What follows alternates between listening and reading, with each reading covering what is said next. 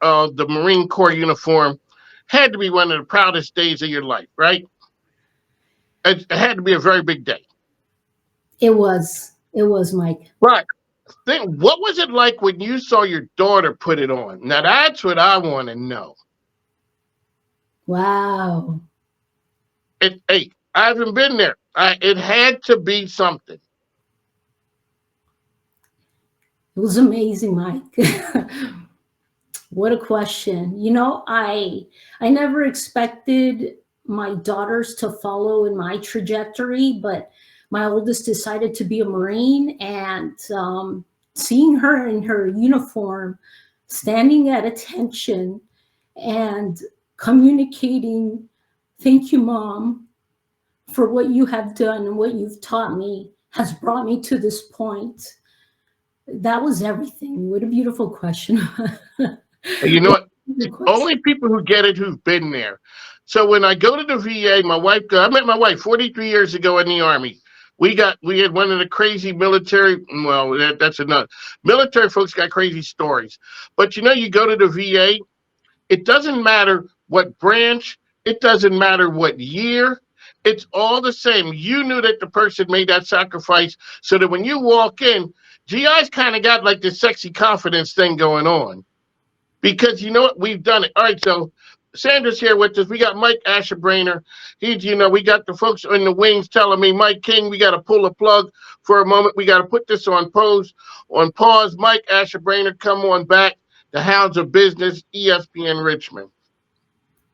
Oh wow, I hate to interrupt this, man. This is amazing. I love it. It speaks to the heart and the caliber and all the things of the pack members, man. We're as long as we're attracting and retaining people like this, it's amazing, right? So courage before sexy confidence. That's our mantra, and that is daggum sure Sandra's.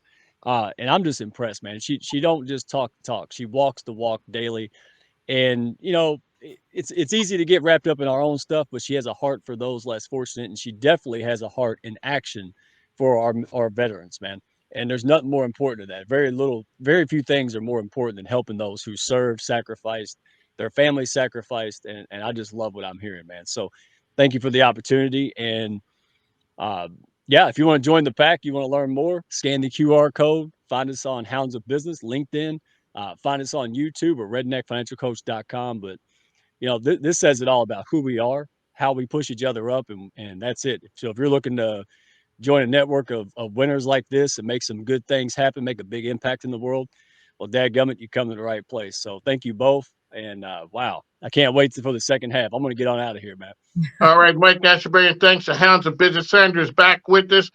All right, Sandra, so one of the great parts about having your own radio show is I get to talk to the best and the brightest people who are out there making a difference.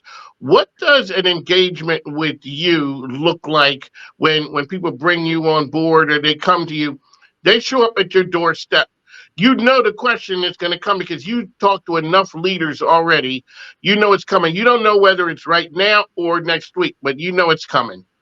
What does an engagement like you with you look like? Well, it all depends what they need at the moment. And this is where I guide leaders. So if they're interested in working with me one-on-one, this is where I offer an assessment, a 20-minute assessment to give them value, whether they decide to work with me or not. But in that assessment, to be honest, I'm checking to see, I ask questions to not only really get an understanding of what this leader needs and how I can help them spark momentum, but more importantly, does this leader genuinely have what it takes to work with me? Because I don't work with everybody. And one of the many things I look for is this heart-centered approach. I want to know that this person lives with integrity. I want to know that this person is in it for the right reasons. And when I find that out, once I give them value, Mike, then I invite them to another sales call. And in that sales call, I explain more about my group coaching, my one-on-one coaching, and my retreat. There you go, Sandra's with us.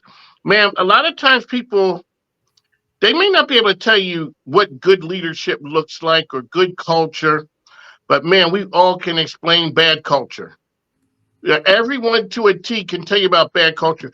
Talk about the place for, I don't care what you want to call it, karma, whether it is esprit de corps. Talk about what that means, that a leader can inspire sexy confidence on an organization so that they can win.